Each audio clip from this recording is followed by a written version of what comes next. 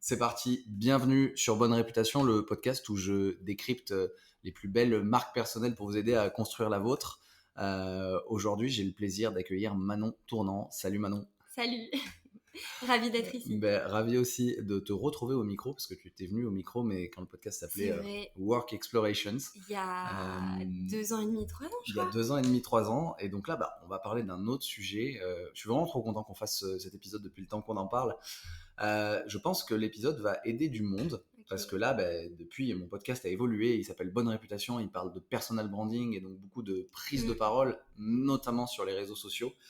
Et moi, c'est bien simple. Parmi toutes les personnes que je connais et qui créent du contenu, je pense qu'il n'y a pas une personne qui n'est pas affectée au niveau émotionnel par le revers de médaille de la création de contenu, qui fait que on est forcément touché, affecté positivement ou négativement d'ailleurs par l'exposition en ligne.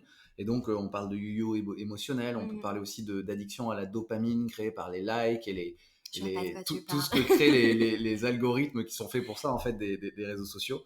Je connais des gens qui ont eu des déprimes suite à des critiques personnelles. Parfois la pire des choses qui puisse arriver à quelqu'un, c'est finalement d'avoir un contenu qui marche trop bien et du coup il y a beaucoup de gens qui sont pas d'accord et ça peut créer un retour de bâton un peu dur. Et quand on prend la parole dans un cadre pro, et en fait il se trouve que moi j'accompagne surtout les gens en personal branding dans un cadre professionnel, et c'est beaucoup les gens qui viennent sur ce podcast, c'est soit dans un cadre pro, ça peut mettre en danger le business en fait, d'avoir un gros down ou d'avoir d'un coup de se dire je ne communique plus parce que je suis trop affecté. Et donc c'est là où il y a un vrai enjeu, et toi tu es la personne parfaite pour aborder le sujet, parce que tu es à la fois créatrice de contenu, on va en parler, et à la fois coach pour des entrepreneurs, pour des dirigeants spécialisés en gestion émotionnelle. J'ai d'ailleurs été un de tes clients heureux l'année dernière, ça m'a bien aidé. Et voilà, et j'ai trouvé que ça pourrait aider beaucoup de gens qui écoutent ce podcast, qui peuvent peut-être pas forcément s'offrir un coaching, ou peut-être y réfléchir. Et voilà, j'ai remarqué, en fait j'ai une question fil rouge sur cet épisode. C'est que moi j'ai remarqué, en interviewant beaucoup de monde et en accompagnant pas mal de gens aussi, que ceux qui transforment leur marque personnelle en vrai levier pour leur business, en fait c'est ceux qui à la fois arrivent à porter un message qui vient du cœur, donc vraiment ils sont à fond engagés, mais qui en même temps arrivent à se détacher de leur communication pour ne pas trop être affectés. Et donc ça fait un peu exercice d'équilibriste. Et la question fil rouge que je voudrais aborder avec toi, c'est comment prendre le leadership d'opinion sur son sujet, ou pour dire de manière moins pompeuse, essayer de devenir une référence, de construire son autorité sur son domaine d'expertise, sans subir l'ascenseur émotionnel. Et là je fais une petite référence à ton podcast. Voilà, c'était une longue intro, mais top. Je vais te laisser te présenter d'abord avant d'attaquer. Hâte de rentrer dans tous ces sujets. Merci de m'inviter, je suis trop contente. J'avais bien aimé aussi l'épisode qu'on avait fait sur ton ancien podcast, en tout cas avec l'ancien nom. Du coup, tu as déjà commencé à me présenter. Donc moi, c'est Manon, je suis coach, executive coach. Donc j'accompagne des entrepreneurs et des dirigeants à performer sans se cramer en fait. À être alignés dans leur business sans attendre le burn-out avant de prendre du temps pour eux, et à se rappeler que en fait, si la plupart des gens que j'accompagne veulent un business qui dure dans le temps, parce que justement ils sont passionnés, et donc moi je suis là pour leur rappeler, ok, si tu veux durer dans le temps, ça veut dire qu'il faut pas que tu crames toute ton énergie au début. Et donc je les aide à gérer leur stress, réguler le fameux yo-yo émotionnel pour retrouver une ligne stable, prendre du recul et voilà quoi, se sentir plus aligné. Je sais pas si toi qui as été accompagnée, tu rajouterais quelque chose. Ouais, ça couvre tout ce qu'on a fait, et ouais, j'y repenserai peut-être dans l'épisode, mais effectivement, je pense qu'il y a ce truc de, moi, c'était vraiment sur la gestion des émotions et le yo-yo émotionnel. Moi, c'est ça qui ça m'a aidé, et je pense que ce truc-là, tu parlais d'équilibre pro et perso. En plus, il y a pas de frontière dans la gestion des émotions entre le pro et le perso, elle n'existe pas.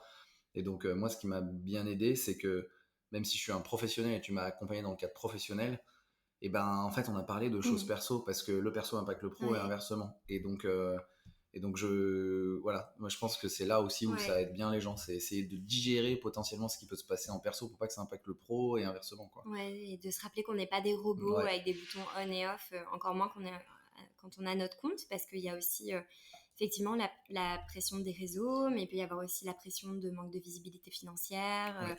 enfin tout ça quoi. Donc j'essaie d'aider les personnes à mieux réguler ça. Et en même temps, bah, moi je le vis aussi, vu que je suis à mon compte et que je crée. Et je suis aussi créatrice de contenu. Ouais.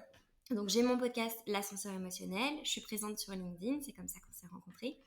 J'ai ma newsletter et j'ai quoi d'autre sur Insta, et là je viens de lancer un compte TikTok où j'essaye Ah oui, de d'accord. faire des vidéos pour vulgariser un petit peu le rapport aux émotions. Ok, et ben tu vois, TikTok, je l'avais pas. Et ouais, donc t'es quand même, enfin, créatrice de contenu plus, quoi. T'es Je sais pas déjà à un si certain plus, mais niveau. j'essaye Ouais, J'aime bien m'amuser et voir les plateformes et de le voir ouais, vraiment comme un jeu et un terrain de... Je sais que LinkedIn, c'est un peu c'est ma plateforme préférée dans le sens où c'est ouais, là où ma cible est. ouais. Et donc, je sais que c'est celle qui fonctionne. Et après, Insta, tout ça, ça m'aide à sortir un peu aussi de ma zone de confort, à tester des nouveaux outils de créativité. Enfin, voilà. Donc, j'essaye de voir. Il y a des périodes où je suis plus sur une plateforme, des périodes Ok. où d'autres. Je vois. Ouais, ok, j'aurais des questions sur tes canaux, tes préférences, pourquoi tu vas Ouais. sur un tel. Mais avant de revenir sur cette partie très très technique, j'avais la question du pourquoi. En fait, pourquoi tu fais ce métier? Alors, si je devais le traduire, je suis passionnée par ce que je fais. J'adore. J'adore. Ce que j'adore dans mon métier, c'est le concret en fait. Tu vois vraiment un avant-après avec les clients. Je les vois session après session tester les outils. Et j'aime beaucoup travailler avec le profil des entrepreneurs et des créateurs parce que vu que c'est des gens qui sont passionnés, voire obsessionnels, c'est des personnes qui vont se donner aussi à fond dans le coaching. Ouais, Et donc, du coup, pour moi, c'est aussi hyper gratifiant de voir des personnes qui utilisent vraiment les outils parce que bah, je donne des outils très concrets ouais. de prise de recul, de recadrage cognitif, de voir ces personnes-là les utiliser, se les réapproprier. Donc, j'adore. Et parce que j'avais eu des jobs aussi où j'étais déjà dans l'accompagnement, mais parce que je gérais une équipe. Et en fait, le fait de moi d'avoir géré plein d'équipes, d'avoir beaucoup voyagé pour des tafs où j'étais dans de la négo, tout ça, je me suis dit, wow, mais moi, qui c'est qui me coach? Et du coup, Hmm, j'ai commencé à me faire accompagner ok. et à me faire mentorer. Et je me suis dit, ok, go, j'ai trop envie de le faire.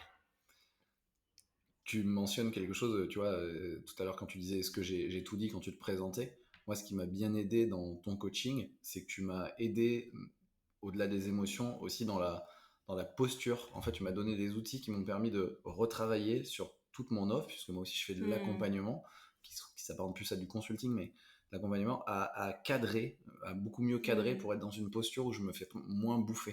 poser les limites, Voilà. apprendre à dire non. Et ouais, exactement. Et ça, ben, c'est bien d'avoir des méthodes et de l'intégrer dans la Ouais. granularité de tout mon process. De tout. Et donc, ça m'a bien aidé aussi. Ouais. Ça, c'était Trop bien. un Bah, truc. surtout au business, il y a la période au début où on a envie de dire oui à tout. Et C'est il ça. faut pour tester, voir ce qui marche pas.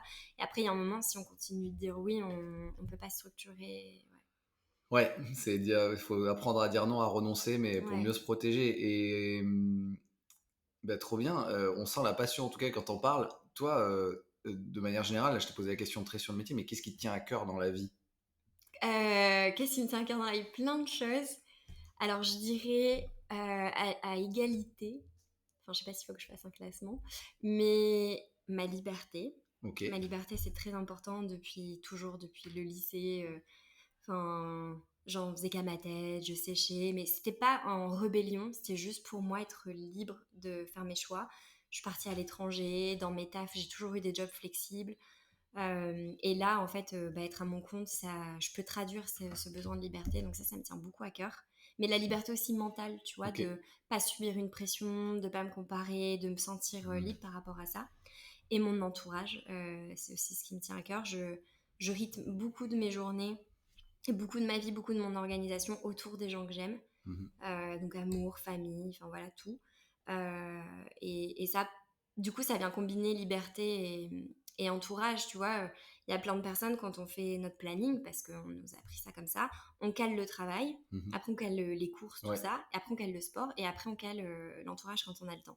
Ouais. Donc moi, je me suis dit, ok, mon entourage, je veux que ce soit l'une des priorités. J'ai la chance aujourd'hui de pouvoir dire, bah, si à 16h, tous les mardis, j'ai envie de prendre un café ou faire une balade avec telle personne, je peux le programmer. Donc, j'ai vraiment mis ça en priorité dans mon business, dans mon organisation, la liberté, mon entourage. Et, après, ouais, apprendre aussi, ça me tient à cœur, apprendre plein de nouvelles méthodes de coaching, des nouveaux outils, les tester. Ouais, merci, j'ai bien fait de poser cette question. En tout cas, c'est marrant parce que moi, la liberté, c'est le truc numéro un pour Ouais. lequel je pense que je suis Ok. aujourd'hui. Enfin, ça résonne parce que c'est le truc numéro un pour lequel je suis devenu indépendant. Néanmoins, je pense pas me sentir tous les jours totalement libre, tu vois. Ouais, bah oui, après. Et du coup, j'avais une question pour toi aujourd'hui parce que tout ça, c'est, ben, on avance, quoi, on est toujours en progression. Euh, ouais, ton niveau de liberté sur une échelle, enfin, si tu devais donner une note, à quel point tu te sens libre 1 étant je me sens prisonnière et 10 étant je me sens vraiment libre. Ah bah franchement, je pense que je suis en bon 8. Ok. Même en Ouais. liberté mentale, Ah etc. ouais, surtout en liberté mentale. Ok. J'ai vraiment ce truc de... Je travaille avec les clients que j'aime. J'ai pas un seul client avec qui je traîne des pieds pour y aller. Ok. Euh, En liberté géographique, pareil. J'ai toujours vécu dans les pays que je voulais. Je peux partir du jour au lendemain sans que ce soit une fuite, tu vois, mais Ok. juste parce que j'ai envie. Liberté de l'entourage, pareil. Je me mets pas de la pression à aller à des events networking que j'ai pas envie d'aller. Ou des trucs comme ça. Enfin, ouais, je me sens plutôt libre. Et je dirais 8 quand même parce que... Mais après, bon, je sais pas si c'est un truc où on sera tout le temps à 8 en tant qu'être humain Ouais. parce qu'il y a tout le temps l'étape d'après qu'on Ouais. visualise. Ouais. Mais je dirais peut-être, tu vois, euh, quand tu refais un nouveau palier financier où tu as Ouais. l'impression que ça va t'apporter encore plus de liberté. Mais donc je me dis, c'est peut-être ce qui me manquerait de passer encore à l'étape au-dessus. Mais en même temps, je me dis, je peux faire ce que je veux, je manque de rien, je peux Hmm. bouger, je vis où je veux. Mon temps aussi, je pense la note est élevée parce que mon temps de travail est très raisonnable. Ok. T'as Donc réussi à. Ok. là, je suis contente, ouais. Ok. Ouais, merci. Parce que tu vois, c'est un peu le sujet aussi du podcast, c'est-à-dire que on se met à notre compte, on entreprend, c'est souvent pour être libre. Et puis, je connais beaucoup de gens qui quittent le salariat en disant mais je quitte une prison du salariat, une prison mentale souvent, et pour en final se remettre dans une prison dans l'entrepreneuriat parce Ouais, que tu es notamment sur les réseaux sociaux. En fait, c'est infini la communication. Donc, on peut vite être dans la fameuse rat race de en fait, je suis à nouveau dans la compète de faire plus de posts, d'être le plus visible possible, de faire le plus de chiffre d'affaires. Et donc ça peut, moi je sais que mon niveau de liberté aujourd'hui, j'ai pas atteint un palier où je suis à 8, tu vois, je pense être à 6 parce que 6, c'est ouais. vraiment perfectible. C'est plutôt mental, hein. J'ai une Ouais, liberté géographique, j'ai globalement la chance de pouvoir quand même bien filtrer et choisir mes clients. Il peut y avoir des erreurs de casting, mais globalement ça se passe très bien. Et en revanche, j'ai besoin encore de progresser sur ma liberté mentale. bah, d'un Et certain côté, tant mieux parce que ouais, c'est plus facile à travailler ça que l'inverse, tu vois. c'est vrai, c'est vrai. Mais ouais, c'est vrai. Est-ce que c'est plus facile? Je sais pas, parce que Bah, ça en tout cas, dépend ça que de dépend plus de moi. toi, Ouais, dans exactement, ce ça dépend sens-là. que de moi. Et c'est voilà, il y a besoin d'accompagnement certainement. Mais ok. Mais c'est marrant ce que tu dis parce qu'il y a un Reels, tu vois, vu qu'on parle des réseaux, qui avait pété, où c'était moi, donc c'était un entrepreneur qui disait moi qui quitte euh, mon taf où je travaillais tout le temps, mon 9 to 5, Ouais, pour être libre et pouvoir travailler mon business 24/24, tu ouais. vois, Ah, en fait, en c'est mode ça. c'est ça. Bah, en fait, ouais, Ouais. c'est très difficile quand c'est nous-mêmes qui nous mettons les limites et comme la nature humaine veut qu'on aille à l'étape d'après, t'en as parlé, bah, en fait, c'est ok, est-ce que je mettrais pas cette heure de boulot en plus ou ce poste en plus ou ce truc en plus? Et j'avoue que moi qui suis toujours à 200%, bah, j'ai tendance à être mon pire ennemi là-dessus, quoi. Mm. Et en tout cas, bravo, c'est inspirant que que tu sois arrivé Ouais, après à ça ce peut fameux varier, espoir. hein. Je Ça dis peut ça varier, là, bien sûr. demande-moi l'année prochaine.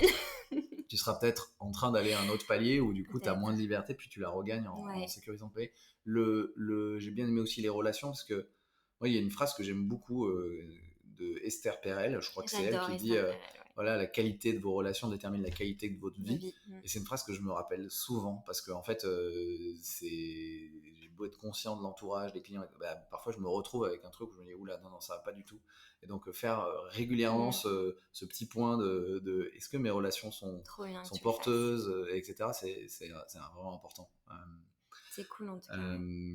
Bon voilà, on a démarré par quelque chose d'un peu haut. On va redescendre petit à petit sur le sujet du jour. Ok. Euh, le podcast s'appelle Bonne réputation Ouais. maintenant. Et donc moi, la question que je pose à quasiment tous mes invités, c'est qu'est-ce que tu penses, toi, de ta réputation aujourd'hui? Bah, c'est marrant du coup de se le demander à soi, vu que la réputation, c'est Ouais, ce que les autres exactement. Normalement, c'est ce que les autres disent quand t'es pas là dans la disent salle. que... euh, Bah, bon, après, je sais pas. Enfin, je pense que c'est un peu biaisé parce qu'on a forcément Forcément. plus les retours positifs, en plus des gens qui viennent nous voir que les négatifs. Je dirais qu'un mot qui me vient, c'est peut-être l'alignement. Je pense que la Ouais, plupart des gens que j'ai accompagnés ou des gens qui m'ont rencontré m'ont dit: Ah, t'es vraiment aligné entre ce que tu dégages et qui tu es quand on te rencontre. ouais. Ou quand tu parles, donc peut-être l'alignement. Et en même temps, c'est marrant, tu vois, parce que il y a un podcast avec Christophe Chen, Oui. sur qui je suis passée. Bah, t'étais Oh. passée aussi dans son Oui, oui, podcast. oui, j'ai été invité Et c'est aussi. là que je me Bonjour suis... Christophe. Petite dédicace. C'est là que je me suis rendu compte de, effectivement, la réputation, c'est ce qu'on construit. Et il Ouais. y a aussi toutes les choses euh, qu'on oublie, qu'on communique sans faire exprès. Hmm. Et en gros, je m'explique, c'est que Christophe, quand je suis arrivée, il m'a dit: Bon Manon, du coup, à part voyager et boire des matchas, qu'est-ce que tu fais? Et je me suis dit: Ah, c'est drôle qu'ils me perçoivent comme ça. Parce que bah, les stories, parce que les choses un Ouais, petit peu plus informelles, où ils me voyaient souvent voyager avec des amis, mettre des stories dans des cafés, tout ça. Et donc ça m'a rappelé de... C'est vrai que la toute petite partie de nos vies qu'on poste, en fait, après, ça fait vraiment ouais, quelque chose, une case, en fait, qu'elle soit ouais. négative ou positive, peu importe, là, c'est assez neutre, dans laquelle les gens vont nous mettre. Donc ouais, je pense réputation peut-être alignée. En même temps, je pense que je reste quand même assez discrète. Donc bon, je sais pas trop. Je sais pas. Ouais, mais c'est ok, alignement. Ce qui est intéressant, c'est que c'est dur de connaître, ouais, de savoir sa propre réputation, mais le but de travailler son personal branding ou marque personnelle, c'est déjà d'essayer de conscientiser, ouais, quelle réputation je veux avoir, quelle Ouais. marque je veux laisser chez les autres. Et le mot réputation, je pense, avant de parler de digital et tout, c'est le plus important. Et il y a un truc, enfin, tu m'as répondu par un mot, alignement et tout. Il y a un truc important, c'est que le, quand on parle de réputation, et ça c'était une conversation que j'avais eue très intéressante dans un autre épisode avec Romain Bouvet, qui Ouais. étudie beaucoup les neurosciences, il disait mais en Hmm. fait, quand on parle d'une marque ou d'une réputation, ben, en fait, il faut se dire que c'est associé à de la mémoire sémantique. Et donc si on veut travailler de manière intentionnelle une marque, eh ben, il faut penser aux mots associés, quoi, aux champs Hmm. sémantiques associés à la marque. Donc effectivement, est-ce que Manon, ton nom, c'est associé à alignement? Bah top, parce qu'il se trouve que ça correspond plutôt. Et donc essayer de penser, ouais, à quels mots-clés vont être associés à moi. Peut-être, ouais. Donc mais c'est pas du tout évident, mais C'est ça, pas évident, non. on peut y poser une intention, Ouais. quoi, au moins. Et Et peut-être apaisant, du coup. C'est ce que les gens qui écoutent mon podcast, tout ça. J'ai plein de personnes qui m'ont dit: Ah, je me suis déjà endormie avec l'un de tes épisodes de podcast.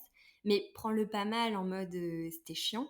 Mais juste ta voix m'a bercé, le oui, sujet m'a bercé. Et du coup, moi, j'étais trop refaite. Je me suis dit: Attends, c'est des gens qui ont failli faire des burn-out et qui s'endorment en écoutant un épisode. ouais, c'est vrai, mais moi j'aime bien ouais, ta voix aussi qui donne. Bah, ouais, ouais, il y a plein de mots-clés. Toi, t'as dit alignement, t'as dit apaisant. Euh, moi, quand je pense à toi, mais c'est parce que c'est aussi en miroir, je pense à quali, quoi. Ok, Qualitatif, enfin, temps long. trop bien. Ça se traduit parce que tu fais des contenus profonds, des contenus longs en podcast. Alors, tu fais aussi du cours sur LinkedIn, mais t'en fais pas de manière Hmm. ultra intensive, quoi. T'as quand même une Ouais, prise de parole qui est régulière mais raisonnable. Et ouais, c'est à ça que je pense. Au trop silence, bien. au temps long, tu vois, au Ouais. truc quali, à l'écoute, tu vois. Donc ça fait partie du champ sémantique. Mais voilà. Tant mieux, trop Petite bien. analyse en direct, petit retour en direct de ta réputation. Et ok, on a commencé à le faire tout à l'heure. Hmm. Toi, tu es créatrice de contenu. Et donc c'est aussi pour ça que tu peux bien parler de la problématique du jour. Tu es encore sur plus de canaux que ce que j'imaginais. J'avais pas vu Ouais. TikTok et Insta. Si, Insta, je sais que tu fais des En fait, stories, mais Insta, je vais pas ouais. regarder en Ouais. détail.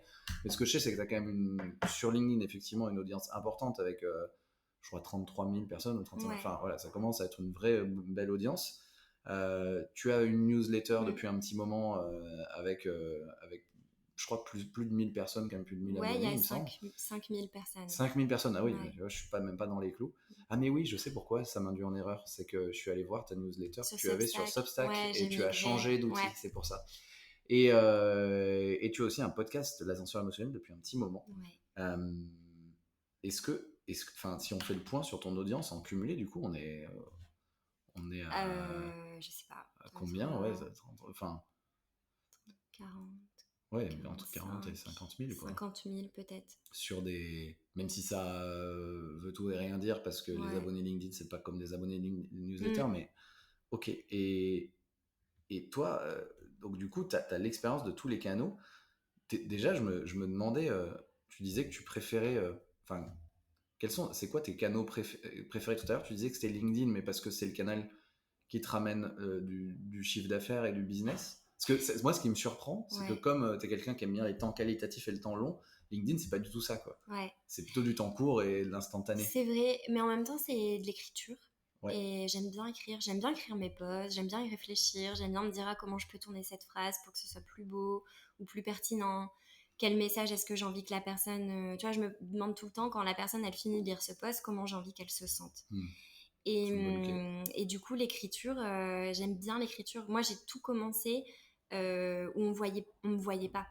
Que Le du texte. podcast, on me voit pas, c'est que la voix, je Ouais. le filmais pas. LinkedIn, c'est que du texte et la newsletter aussi. Donc LinkedIn, ouais, je sais pas, j'aime bien et je sais que beaucoup de personnes critiquent LinkedIn en mode enfin, je sais pas, c'est un réseau bullshit et tout, mais bah comme tous les réseaux quoi, il y a tout. Et en fait, j'aime bien parce que moi, en tout cas, avec le contenu que je partage et les gens vers qui je suis allée, je trouve que j'ai quand même beaucoup de choses très qualitatives.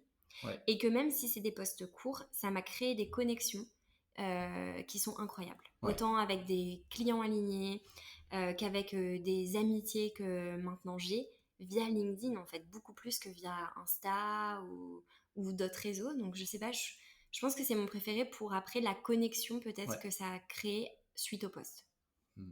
Et ok. Et en termes de... Ok, je suis assez d'accord avec toi, je te rejoins.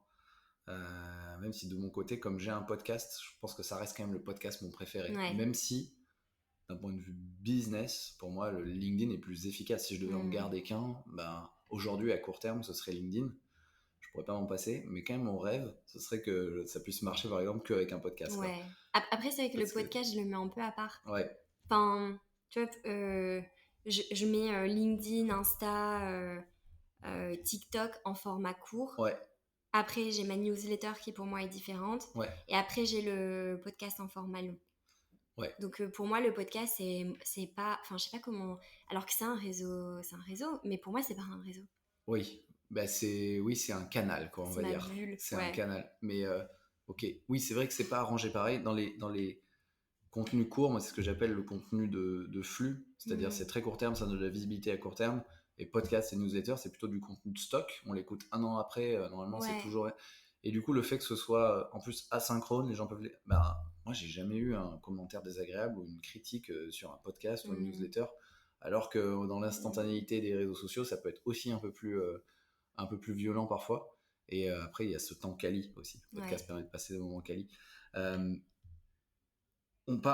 Sur les réseaux, du coup, ça fait quand même quelques années que tu y es, et donc tu as forcément vécu des trucs cool, les trucs moins cool.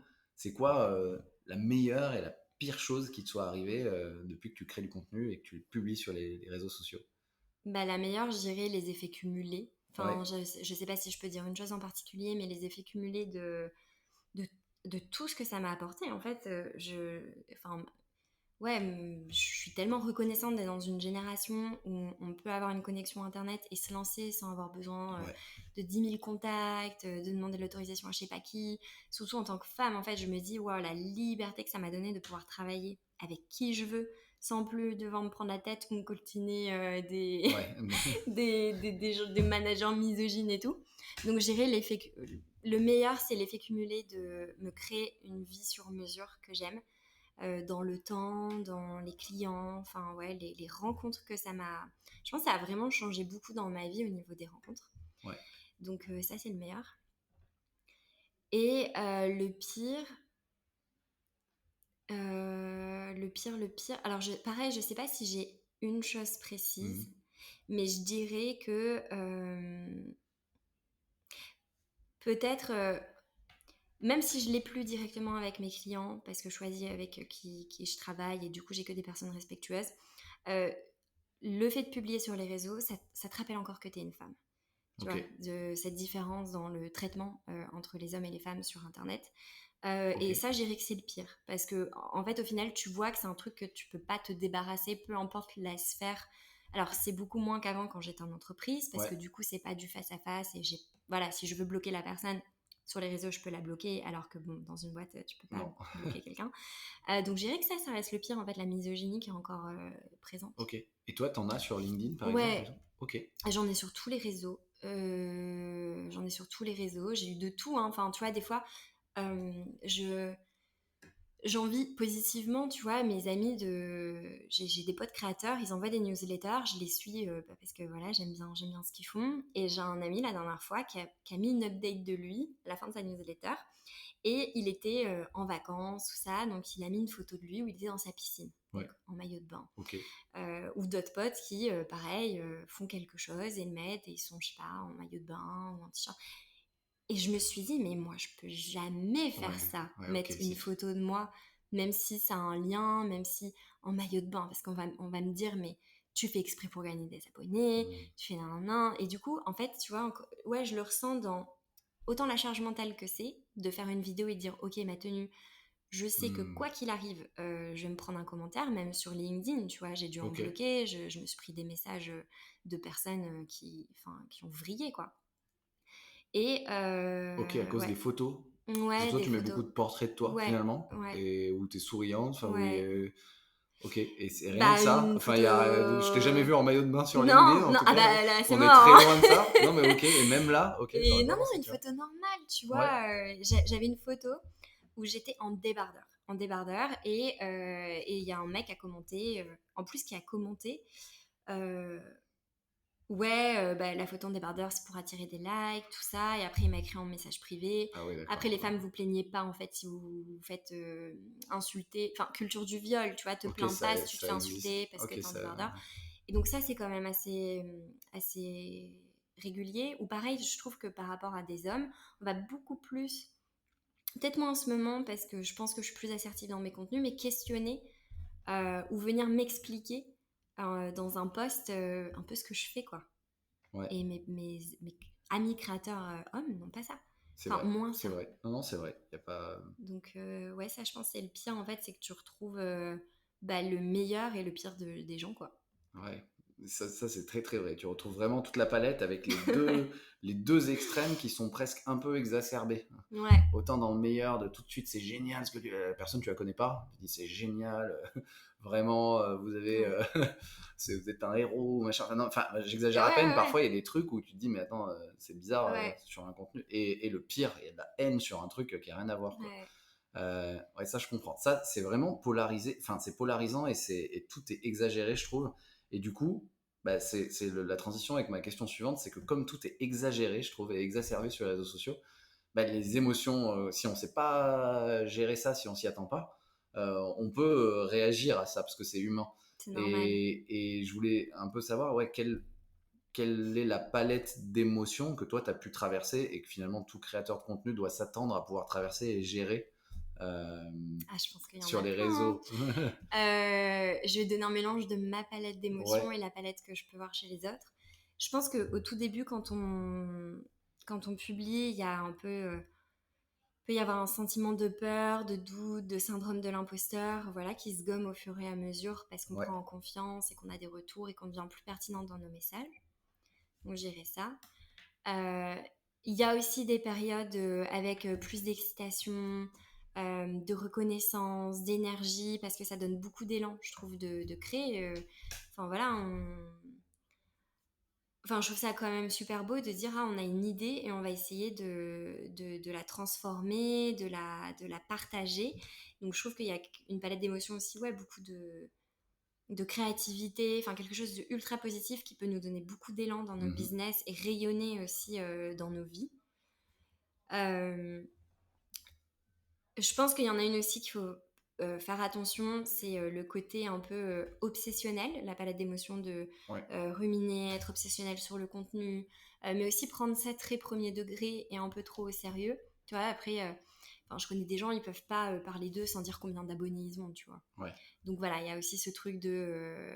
Il y a des personnes qui peuvent rester attrapées dans cette case de créer du contenu.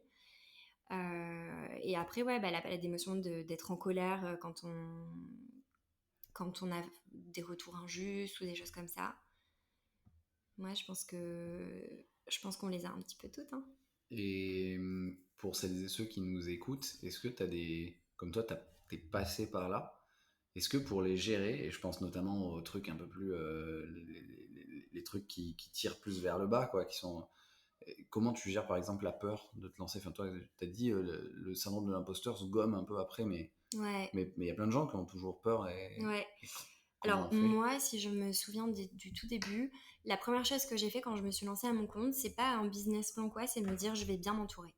Ok. Et donc je suis allée chercher un peu ma tribu, tu vois, des personnes avec qui j'allais pouvoir échanger, avec qui, enfin des personnes qui comprennent ce que je fais. Donc ça m'a beaucoup aidée. Parce que, et puis c'était juste aussi de me rappeler, j'ai peur et j'y vais quoi. Enfin, puis au pire il se passe quoi, tu vois, au pire mon post il marche pas, ma vidéo elle marche pas. Je trouve que j'essaie de toujours avoir ce recul de prendre les choses au sérieux sans me prendre au sérieux. Ok. Moi, en tout cas. De me dire, je fais ce post avec sérieux, j'essaye de faire quelque chose de quali qui va résonner, mais moi je me prends pas la tête, ça marche, ça marche, ça marche pas, je réessayerai quelque chose. Enfin, voilà, de pas associer sa valeur, je dirais, sa valeur personnelle au résultat de ce qu'on crée. Ouais. Ça aide, je pense, au début quand on se lance. Mais c'est super difficile de pas, autant dans le positif que dans le négatif, je trouve, de pas être dans cette recherche de cette feedback loop là, le truc de toi comment t'as un truc pour essayer justement de se détacher de ce besoin de feedback qui est presque un peu une addiction puisque c'est de la dopamine qu'on va chercher, tu vois, parfois. M'ancrer dans la réalité, en fait, je trouve que c'est aussi rassurant que paniquant, mais si demain, je sais pas, je ferme mon compte LinkedIn et que j'ai plus de connexion internet et tout, peut-être au début il y a quelques personnes qui vont se demander qu'est-ce qui se passe, mais après tout le monde s'en fout. C'est vrai.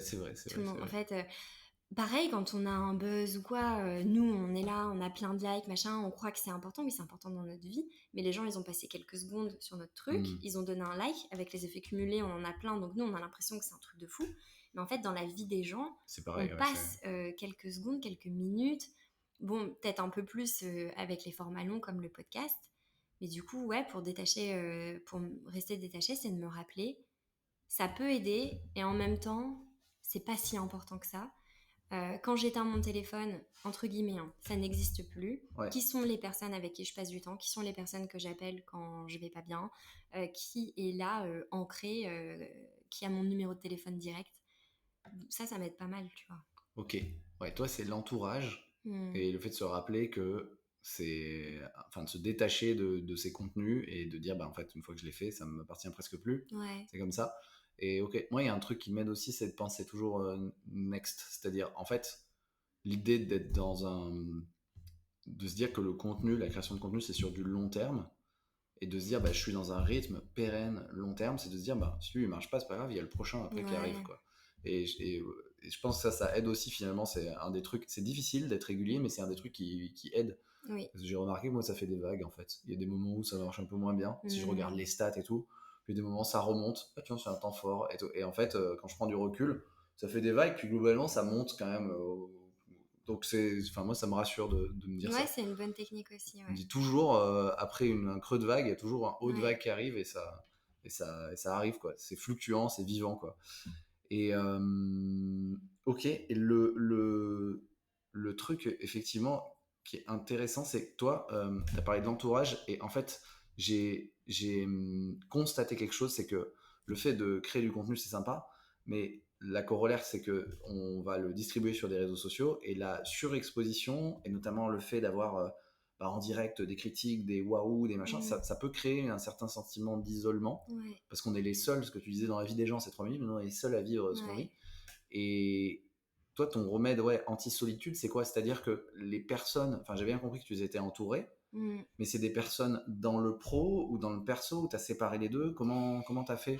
En fait, j'ai les deux. Je suis plus la team. Je sais qu'il y a beaucoup, surtout dans l'entrepreneuriat et dans la hustle culture, il faut que s'entourer de personnes qui comprennent ce qu'on vit. Ça m'aide, tu vois, d'avoir des personnes avec qui je peux échanger. Si, je sais pas, j'ai un truc qui m'affecte beaucoup, effectivement, avoir une amie qui crée aussi ou un ami qui crée, ça peut m'aider à évacuer.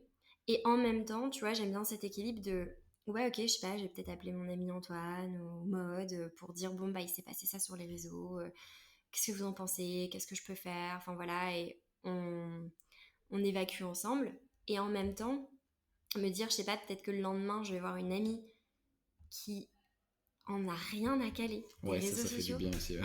que ça n'existe même pas dans leur vie à part pour scroller 10 minutes le soir.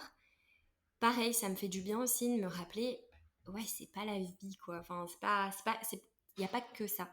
Donc, l'entourage, ouais, autant les personnes qui créaient que les personnes qui créaient pas. Je pense que moi, j'ai voulu garder un équilibre Ouais. justement pour me dire, il n'y a pas que ça qui me définit. Et je sais pas si dans 5 ans, j'en ai marre de ça.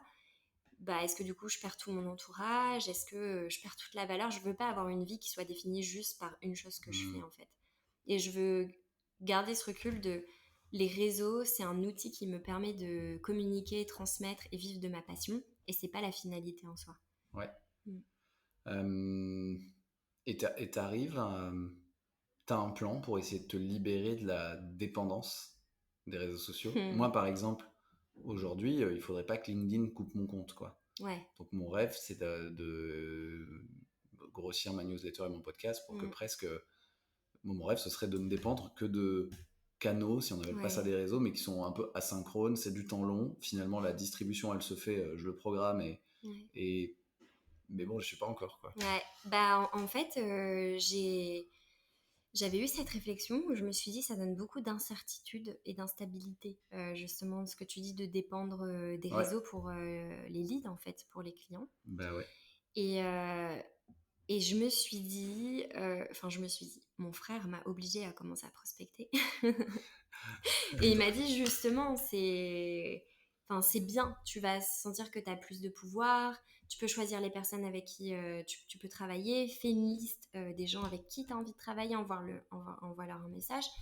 Et je crois que je t'avais envoyé un message, enfin, je sais plus si je t'avais envoyé un message. Oui, c'est vrai, tu m'as prospecté. Je Tu crois que m'avais je t'ai envoyé envoyé un un message message. sur WhatsApp. En fait, du coup, j'ai écouté mon frère. Oui, t'as pas fait des campagnes bonjour Non, prénom non, non, non, automatiques j'ai pas fait ça. Manon inonde LinkedIn de prospection. Non, j'ai fait un doc et j'ai dit avec qui j'aimerais bien travailler. Et j'ai fait une liste de 10 personnes. Ok. Et je Oui, leur ai t'as fait envoyé. quali. Ok. Ouais, Prospection prospecter très comme ça. qualitative. D'accord. Ouais, non, j'ai pas de campagne ou Et truc comme c'était ça. sur WhatsApp d'ailleurs, c'était pas sur LinkedIn. Ouais, Enfin, en tout cas, dans ouais. mon cas. Bah oui, parce que je voulais justement travailler avec des personnes avec qui j'avais déjà eu un échange ou qui m'inspiraient ou que je voyais. Enfin, je sais pas, que je me suis dit, ah, je pense que je vais passer un bon moment. Cette personne, si on a déjà échangé, c'est qu'il y a un intérêt déjà sur ce que je fais. Et moi, je peux en tirer aussi quelque chose d'apprendre. Enfin voilà, quand Ouais. dans le coaching, même si on donne nous les outils et tout, enfin, je trouve ça trop stimulant de voir les problématiques des autres. Enfin, moi aussi, ça m'aide à beaucoup réfléchir sur ma vie. Et du coup, ça, j'ai l'impression que ça m'a plus apaisée aussi dans la relation Ok. avec les réseaux, de me dire, ah, en fait, ouais, je peux aussi, tu vois, démarcher les personnes avec qui j'ai envie de travailler. Et après, bah, la reco et le bouche à oreille. Ouais. Et là, aujourd'hui, du coup, vu que ça a plutôt fonctionné, euh, c'est quoi ta stratégie pour qu'on comprenne un peu, vu que tu es quand même sur beaucoup de réseaux, beaucoup de canaux? Est-ce que tu te fais juste plaisir ou t'as quand même une stratégie où tu te dis, je publie X posts par semaine, je publie Ouais, sur ces thèmes-là, quand même, je fais des petites campagnes. Est-ce que ouais, j'ai 1 ou 2 posts LinkedIn par semaine, une newsletter par semaine, un Ok, podcast par semaine. Et là, je vais essayer de passer au niveau des Reels 3 par semaine. Mais c'est pas un rythme. Je me sens ni obligée parce que j'ai plein de sujets sur lesquels j'ai envie de parler et c'est pas un rythme trop soutenu non plus, tu vois, 1 ou 2 posts LinkedIn par semaine, je trouve que ça ouais, passe. Et c'est un rythme qui me permet, tu vois, ça fait je sais pas 3 ans que je suis sur LinkedIn. J'ai jamais disparu de LinkedIn pendant 3 mois, 4 mois, mais 6 mois. c'est ça qui est assez fort, ouais, de ton côté, c'est que t'es là, t'es Ouais, présente tout le temps. parce que j'ai jamais eu des phases où je me suis dit je fais un truc par jour, tu vois. Ouais, Et du coup après les gens ils se crament et tu les vois pas pendant 6 mois. Moi je me suis dit ok, Je vais y aller, mais je veux que quand les gens ils ont besoin d'un coaching ou d'un truc, qu'au moins ce soit clair, ils savent que je suis là et être top of mind, mais progressivement, tu vois, établi. Donc ça, c'est un rythme qui au moins me préserve aussi. Ouais, et le fait quand même si t'es pas ultra intense à faire ça tous les jours, enfin un post par jour, bah t'es quand même, si on cumule tout, bien présente sur les réseaux, donc toi tu les vois aussi les réseaux. Et je me demandais comment tu faisais, parce que pour baisser tout ce qui est lié à la charge mentale des réseaux, parce que quand on est sur les réseaux, on voit, on se compare, on va forcément voir des potentiels concurrents, des gens qui parlent de chiffres, tu disais tout à l'heure, il y a des injonctions aussi, il y a beaucoup d'injonctions paradoxales, et donc moi ça me met de la charge mentale, tu vois. Je voulais savoir comment toi, en étant quand même présente depuis un moment, t'arrives à te libérer ou à baisser ta charge mentale liée au réseau, quoi. Bah, j'ai mute tous les gens où j'aime pas, où le contenu même est... Ok. En fait, j'ai C'est un plusieurs tri des choses. gens, toi. Ok. Ouais, tri des gens. Il y a des personnes tu t'enlèves pas des réseaux parce que voilà. Mais ouais, il y a en fait je pense on se nourrit aussi beaucoup de ce qu'on voit comme tu dis et que c'est Oui. pas en plus on s'en rend pas compte. C'est à la fin de la journée on se dit ah je ressens de l'anxiété, je sais pas pourquoi, je me sens nulle, je sais pas pourquoi, mais parce que telle story, tel post, tel machin est cumulé en fait. Ça fait que nos objectifs, parfois, à la fin de la journée, ne sont plus nos objectifs. On s'attribue, on vit aussi à travers les objectifs des gens. Et ça, c'est un biais, on l'a quoi qu'il arrive. Donc, je pense que j'essaye de faire la prévention en amont, de faire très attention à qui je suis sur les réseaux, les stories auxquelles j'ai accès, ce que je publie, moi aussi, j'essaye de faire attention. Et donc, je dirais ça. Et j'allais dire un autre truc, mais ça, j'ai oublié. En attendant que ça revienne, c'est vrai que je rebondis sur ce que tu dis. J'ai remarqué que tu publiais jamais trop de chiffres, toi. C'est volontaire pour pas créer de la comparaison. C'est volontaire pour pas créer de la comparaison.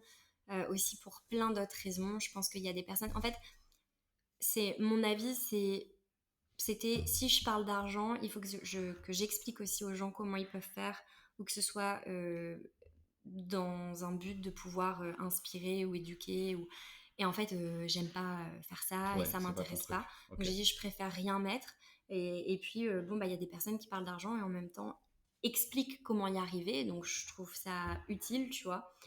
Et puis bah aussi parce qu'il y a beaucoup de, tu vois, de chiffres gonflés, donc je me suis dit en fait après quand tu commences est-ce que t'es pas tenté,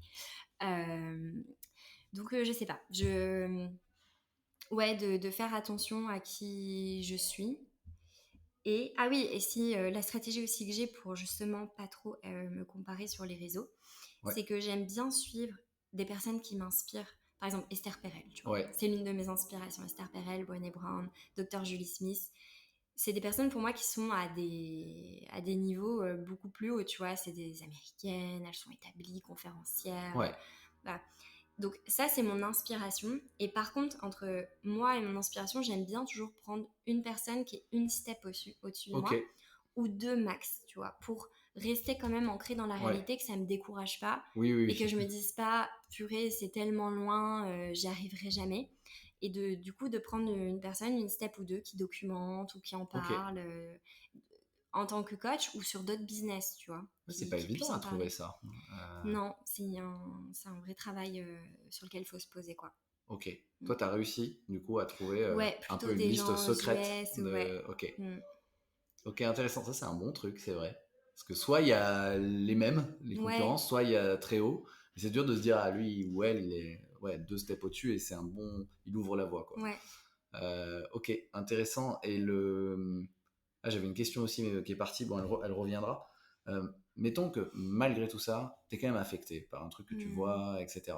Et tout à l'heure, tu disais, les gens, il y a de la peur, mais ils peuvent être aussi obsessionnels ou en colère suite à... Enfin voilà, ça peut être ça, la palette d'émotions. Est-ce que toi, tu as des antidotes anti-rumination? Tu vois, moi, ça m'arrive d'avoir une interaction, alors tout est positif, mais une interaction qui fait que ça me met de mauvaise humeur, tu vois, alors que c'est quelqu'un que je connais pas, mais tu sais, une attaque personnelle, un truc méchant, tu vois. Ou juste un truc où je me dis, bah, en fait, la personne dit un truc, et en fait, je me dis, bah ouais, j'ai peut-être dit une connerie, en fait. Et et ben forcément, et ça peut entraîner des ruminations et bien au-delà de la com, de se dire, tu réfléchis après. Comment toi, tu as des antidotes anti-rumination? Je sais que tu as parlé de l'appel à un ami tout à l'heure, mais il y en a peut-être d'autres. Ouais, en fait, je dirais la rumination, c'est quand voilà, c'est quand on a une émotion qui est déclenchée, donc de la peur, de la colère, du oh mince, peut-être que j'ai dit un truc que j'aurais pas dû dire, et donc du coup, en fait, cette émotion, on va venir la cogiter avec plein de pensées négatives. Et donc, je dirais, et on rumine aussi parce qu'on essaye de continuer notre journée de façon normale tout en ayant ça en bruit de fond. Donc, l'un des premiers outils, ça peut être de 100% accueillir la pensée. À la place de, tu vois, non, j'essaie de continuer de travailler, mais en même temps, j'y pense un peu, ou je suis avec mes potes, mais je suis pas dans le moment présent. Donc, moi, l'une des choses qui m'aide, c'est je m'assois et je dis, ok, c'est quoi ma pensée ruminante? Et je la décris en une phrase. Ok, suite à ma pensée ruminante, quelle émotion est-ce que ça me déclenche? J'ai peur, j'ai honte, je me sens mal, je suis énervée, j'ai envie de tout casser. Enfin voilà, moi ça m'arrive pas, mais j'ai envie de pleurer. Dire, ok, est-ce que cette pensée, je suis sûre qu'elle est vraie, factuellement vraie? Est-ce que j'ai des preuves qui me montrent que cette pensée est vraie? Est-ce qu'on me l'a dit? Est-ce qu'on me l'a confirmé? Est-ce que si demain il y a un procès, je peux montrer que cette pensée, elle est vraie, factuelle? La plupart du temps, c'est non. Donc, ok, qu'est-ce que ça m'apporte de m'attacher à cette pensée? Si je garde cette pensée pendant le reste de la journée, qu'est-ce qui va se passer? Donc là-bas, je continue de ruminer, je vais pas être bien. Et donc la fausse pensée, ça peut être par exemple, tout le monde va me trouver nul c'est ça. à cause du post que j'ai fait, et si quelqu'un a fait une remarque alors qu'il n'y avait pas d'autres remarques négatives, tout le monde va me trouver nul, quoi. Donc je note, tout le monde va me trouver nul à cause de ça. Ouais, et en plus, si on n'accueille pas cette pensée, on va avoir le biais de confirmation, on va essayer de chercher des fausses preuves, en inventer, enfin voilà, donc je pense que l'une des astuces, c'est de venir contrebalancer ça, mais combien de personnes est-ce que potentiellement ça peut aider? Et faire l'effort, en fait, de dire quand on a ce truc de négativité, faire l'effort de retourner la pensée vers son contraire. Tout le monde va penser que je suis nulle, mais est-ce que c'est possible que presque tout le monde pense que c'est cool? Ouais, il y a un monde où ça existe, quoi. Donc je pense que ça peut apaiser. Et aussi un truc pour ruminer, c'est parce qu'on reste dans la tête, et c'est de se reconnecter au moment présent, c'est de dire déjà, est-ce que j'ai envie de réagir face à cette pensée? Est-ce que j'ai envie d'enclencher quelque chose? Donc, je sais pas, par exemple, je vais ruminer. Imagine, tu rumines parce que tu crois que un client, il a pas aimé la session de coaching. Bon, ok, soit tu restes 3 heures à ruminer, soit je me dis, est-ce que j'ai envie de faire quelque chose? Oui, potentiellement, envoyer un message à mon client. Ok, j'aimerais faire un point de 10 minutes. Est-ce que je peux t'appeler et faire une série de questions? Enfin, en fait, c'est ça, c'est de prendre du recul et dire, est-ce que j'ai envie de réagir? Oui. Si j'ai envie de réagir, de quelle façon? Ou non, j'ai pas envie de réagir, je lâche prise et je viens poser ça à plat pour voir aussi, en fait, que ma pensée, de se rappeler qu'on est notre pire ennemi, en fait, dans les moments comme ça. Ouais, bonne idée aussi de poser potentiellement, de se poser la question, est-ce que j'agis ou pas? Et parfois, une petite action de 10 minutes, aller vers la personne, si c'est lié à une personne, peut sauver des heures et des heures de rumination. Et ouais, merci pour ces clés. J'avais encore quelques questions. Il y a le temps qui tourne, mais on s'approche de la fin de l'épisode. Il y a juste une question que je voulais te poser, que j'ai oublié. C'était, tu fais du contenu sur les réseaux, tu es créatrice de contenu. Là, le podcast s'adresse à des gens qui veulent communiquer. On gère bien sa création de contenu, on gère bien les commentaires pénibles, les trucs bien, etc. C'est bien. Sauf que les réseaux, c'est aussi des contacts. Et en fait, d'ailleurs, souvent, ce qu'on cherche quand ça marche bien, c'est d'avoir des opportunités, donc des sollicitations. Que ce soit pour le business, pour un podcast, pour un partenariat. Et ça, ça génère aussi pas mal de charge mentale. Toi, comment tu gères les sollicitations? Les gens qui te contactent pour t'appeler, que ce soit pour un business, pour en fait, est-ce que tu réponds à tout le monde, tu vois, comment tu gères ça? Est-ce que tu t'es mis des règles? Est-ce que je pense que je suis assez dans le cadrage en amont de limites. Par exemple, j'ai pas de Alors, comment est-ce que je fais? Est-ce que je réponds à tout le monde? Non. Des fois, il y a des messages que j'oublie ou que je vois et je me dis, il faut que j'y réponde et j'y réponds pas. En plus, je suis quelqu'un où plus le message est important, des fois, plus je mets du temps à répondre parce que Ok, j'ai pas envie de répondre entre deux meetings. ouais, Tu vois, je vais dire, ok, j'ai vu ce message. Je vais répondre quand je serai bien, quand je serai ouais, posée, que je pourrai écrire un long message avec un smiley qui sourit et pas juste être, tu vois, entre deux ouais, trucs vite fait.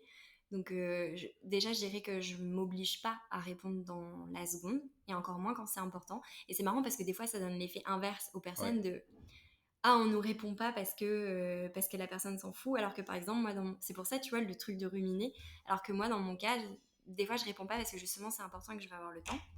Donc, je me mets pas de pression par rapport au temps de réponse. Et je me dis, si c'est vraiment important, les gens relanceront, tu vois. ouais. Euh, je prends pas d'appels, tu vois. Des fois, j'ai des gens sur Insta, et c'est dur, hein, mais des fois, j'ai des gens sur Insta qui me disent, ouais, j'ai une problématique, c'est ça, ça, ça. Je dis, bah, ok, tiens, mon offre de coaching, ça débute à temps, ou alors t'as ma page où tu peux réserver un créneau d'une heure, parce que bah, y a des gens, enfin, je sais pas si toi ça t'arrive, mais qui m'ont déjà demandé, j'ai telle problématique, est-ce qu'on peut se faire un appel de 30 minutes, une heure, et je suis en mode, bah, oui, c'est un coaching payant, quoi. Ouais, ouais, Tu vois. bien sûr. Donc je Ouais, très le clair. verbalise, j'envoie mon lien. euh, et, et voilà. Et je me force pas trop. Pareil, les soirées networking, les groupes WhatsApp avec plein de gens. Enfin, si j'ai pas envie, j'y vais pas, quoi. Ok, tu dis non. T'as Ouais, appris à dire non. je dis non. Et on m'a Et déjà dit, ouais. est-ce que je peux t'ajouter dans un groupe de gens qui soutiennent les posts et tout? Et j'ai dit non, merci. Ouais, toi, t'es pas dans les WhatsApp de pods là ou les trucs. Non. Ah, moi non plus. Merde. Mm. Je crois que j'avais été dans un jour, je l'ai juste archivé et je suis plus jamais retourné. Moi aussi, il y a eu un C'est groupe, on bon. m'a dit, C'était. ah, ça va être un truc de créateur pour se rencontrer, se soutenir, se donner des idées. Donc au début, j'étais grave partante. Après, progressivement, c'est passé de 10 à 20 à Voilà mon poste 100 50 personnes fois par jour. avec les liens. Du coup, j'ai mute, j'ai archivé. Et après, je me suis fait virer du groupe, ce que je comprends, Ah parce oui, que je tu. lisais pas et ils ont bien raison, tu vois. Et mais ouais, maintenant, quand on me demande de me mettre dans les groupes, je dis non, non merci, Ouais, parce que les groupes, les groupes WhatsApp. Non, mais ok. Donc toi, tu te forces pas à répondre dans la minute et tu dis non. Et c'est bien parce que enfin c'est pas évident aussi sur les. Il y a toujours ce FOMO, ce truc ouais. bah, on crée du contenu et à quel point je dois être réactif parce que enfin voilà, peut-être je vais rater une opportunité, etc. Mm. Donc ça fait aussi partie du truc qui ajoute de la charge mentale, je trouve. Et ok. Question qui est liée à ça. La com, le business, c'est sans fin. Euh, comment créer ses propres limites par rapport à ça, tu vois, pour avancer avec ses propres règles du jeu. Moi, j'ai l'impression, c'est que si je, enfin sur les réseaux notamment, on en parlait tout à l'heure, on se compare forcément. Si je joue pas avec mes propres règles, c'est qu'en fait je joue le jeu d'un autre, tu vois. Ouais. Et ça, c'est très mauvais en fait à long Mm. terme. Et comment toi tu fais, tu vois? Comment tu crées tes propres limites? Comment tu... Je crée ma vision en général. Je fais pas à plus d'un an parce Ok, que disons à un franchement, an, je c'est reste déjà bien. humble face à la vie de Ouais, je sais pas ce qui va se passer. Euh, et je pense, enfin, je sais pas, je pense que j'ai quand même essayé d'appliquer le truc du 80-20 dans mon ok, business. Je suis très au clair sur ce que j'ai envie de faire et ce que je dois faire pour que ça fonctionne. Donc je reste sur ça. Et après, ouais, d'avoir ma vision. En fait, c'est juste de me rappeler, le matin quand je me réveille, c'est moi qui dois vivre ma vie, en fait. C'est à ouais, moi d'aller tourner mes vidéos, mon podcast, mes machins. Il faut que j'y trouve du plaisir. Mais après, je pense que c'est normal, tu vois, il y a un moment, tout le monde faisait des bootcamps, tout le monde faisait des trucs comme ça, et je t'en mode, mais moi aussi, j'ai trop envie de faire un bootcamp, avoir cette énergie. Tu vois, c'était même pas par rapport à ça peut me rapporter autant, mais je me disais, purée, ils ont l'air de créer une énergie de ouais, fou, tout ça. Et j'ai commencé à le faire. J'ai commencé à faire les pages de vente. Et j'ai dit, oh, ça me saoule. C'est pas fait pour moi. Et en fait, je me suis trompée et je me suis rappelé que bah, l'énergie que ces personnes avaient en faisant un bootcamp, moi, c'est pas ça. Moi, c'est en coaching que je l'ai. Et du coup, mais tu vois, je me dis, des fois, ça fait du bien aussi de sortir, ouais, d'aller tester, mais de vite peut-être se réaligner sur ce qu'on aime et d'accepter, en fait. Tu vois, je dis non, j'arrête, j'accepte que c'est pas fait pour moi et je vais sur ce qui me nourrit moi. Donc peut-être avoir sa vision claire, se demander pourquoi on fait les choses. Est-ce qu'on les fait parce qu'on a besoin de validation? Est-ce qu'on les fait parce qu'on est épanoui? Et il y a un truc aussi qui m'aide beaucoup, c'est de me demander quand j'hésite, est-ce que j'y vais parce que c'est une opportunité ou est-ce que j'y vais par opportunisme? Ok, oui. Et en général, quand c'est une opportunité, par exemple, les conférences, je voulais en faire, on me dit, ah, j'ai été bookée sur celle-là, mais je peux pas la faire, est-ce que tu veux y aller? Opportunité. Parce que je l'avais écrit que je voulais le faire. L'opportunisme, c'est peut-être demain, quelqu'un me dit, je sais pas, on a un projet IA, on a besoin d'une personne, c'est payé tant, on a pensé à toi. Et je me dis, là, pour moi, ce serait de l'opportunisme de Ouais. ça m'intéressait pas, c'était pas dans l'alignement de ma vision, mais par contre, l'argent ou par contre, peu importe le gain qu'il y a derrière qui vient peser trop, tu vois. Donc Ouais. ça m'aide aussi à peser le pour et le contre des décisions. Ok, ouais, super intéressant la distinction conceptuelle entre opportunité et opportunisme. Et du coup, si tu identifies que c'est un opportunisme, potentiellement. Pour moi, en tout cas, c'est que ça va être désaligné, ouais. Ok, Que je red fais pas pour flag, les quoi. bonnes raisons. Ok, ah, super intéressant ça. C'est marrant que tu aies parlé du bootcamp. L'année dernière, je me suis lancé dans la création d'un bootcamp. Ok. J'ai même on était deux, on a même commencé à communiquer dessus. Et en fait, après 3 communications, je me suis dit non, en fait, ça va me Ah, toi saouler. aussi. Mais on était jusqu'à quand même annoncer une com. Et en fait, moi, j'ai dit à l'autre gars avec qui j'étais, non, mais en fait, c'est pareil, ça va me saouler, ça va me défocus complètement. Ouais, c'est drôle, Et hein. donc, ça a Ouais. été Tout le tué monde dans y l'œuf. passe. Mais parce que je me disais, ouais, énergie collective, j'ai envie. Ouais. Et après, par contre, ça n'a pas servi à rien au final, parce que préparer une Mm. page de vente, conceptualiser un programme, ça aide quand même aussi à ranger un peu dans son expertise d'une manière différente, donc c'est intéressant. Mais ouais.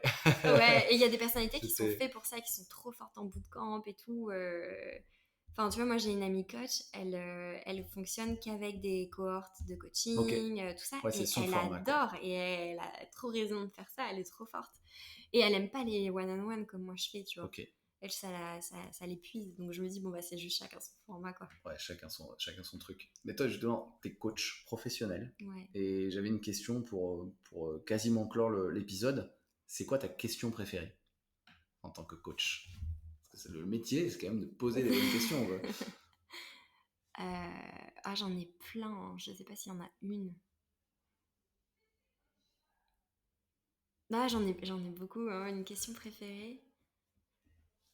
Puis ça dépend tellement de la personne que j'ai en face de moi. Ouais. Il y en a une que j'aime beaucoup poser, c'est de demander aux gens ce qui les émerveille le plus. Voilà. Toi, c'est quoi? Ok, c'est une belle question. Ouais, c'est une très bonne question. Ce qui m'émerveille le plus.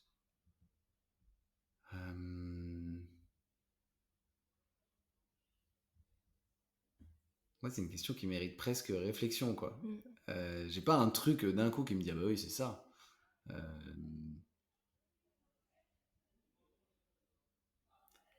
Bah, moi, je pense que ce qui m'émerveille le plus, c'est des moments de. En fait, c'est les moments de.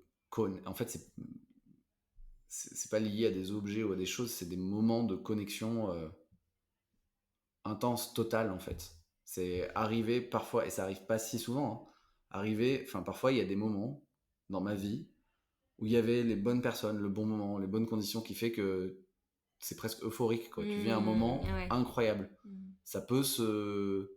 Je pense qu'il y a quand même il y a des passerelles pour arriver à ces moments qui peuvent être autour d'un feu à la belle étoile Ouais, ou le l'environnement. chant aussi.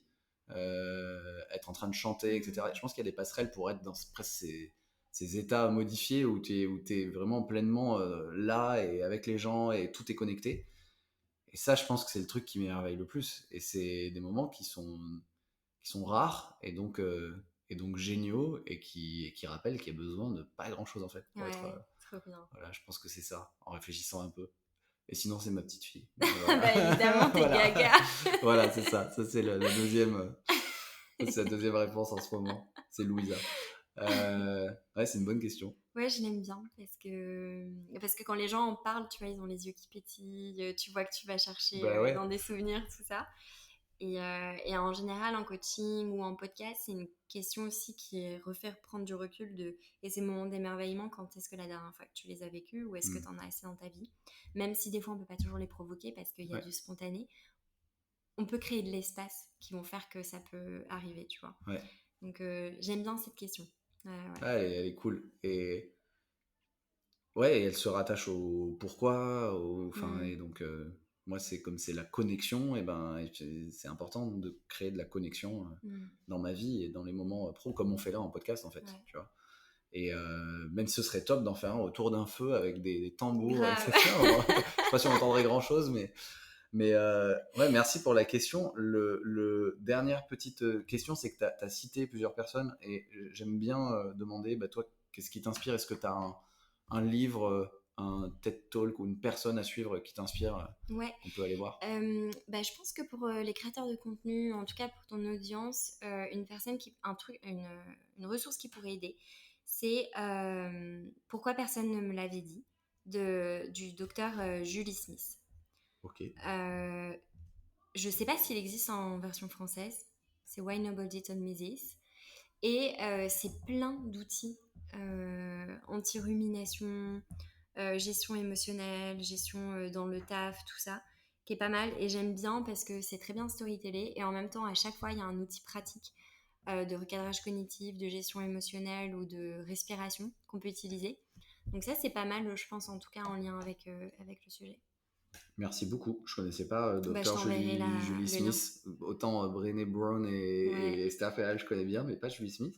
Brené Brown aussi, elle a un livre qui est trop bien quand on crée du contenu.